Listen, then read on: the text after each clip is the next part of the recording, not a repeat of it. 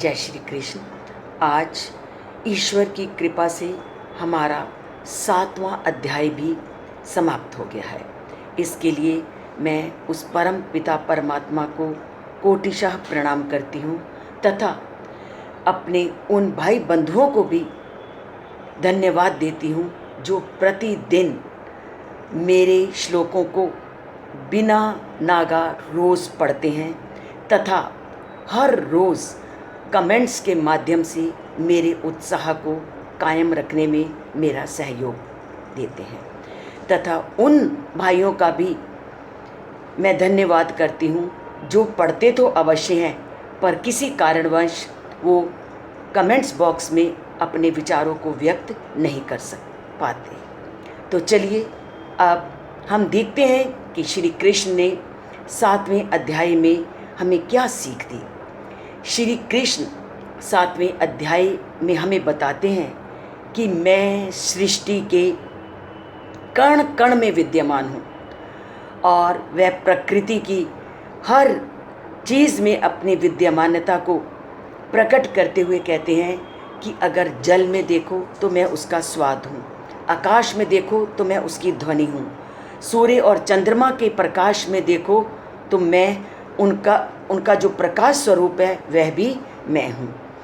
इसी प्रकार वह अन्य लोगों में भी अपनी सजगता का, अपनी उपस्थिति का बोध करवाते हैं। जैसे मैं तेजों का तेज हूँ, मैं बलवानों का बल हूँ, मैं बुद्धिमानों का बुद्धि हूँ।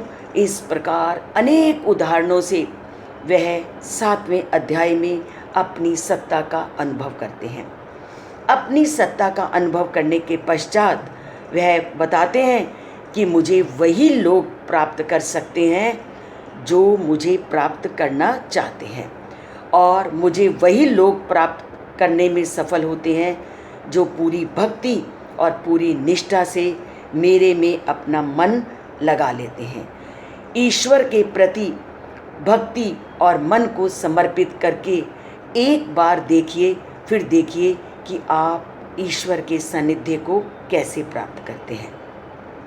तो गीता का पूरा अध्याय हमें ये बताता है कि केवल अपने दुखों में ईश्वर को स्मरण मत करो, केवल धन प्राप्त करने के लिए मुझे मत स्मरण करो, मुझे भक्ति से, मुझे ज्ञान से और अपने जीवन का लक्ष्य समझकर मुझे स्मरण करो तो मैं हर कदम पर तुम्हारे साथ हूँ।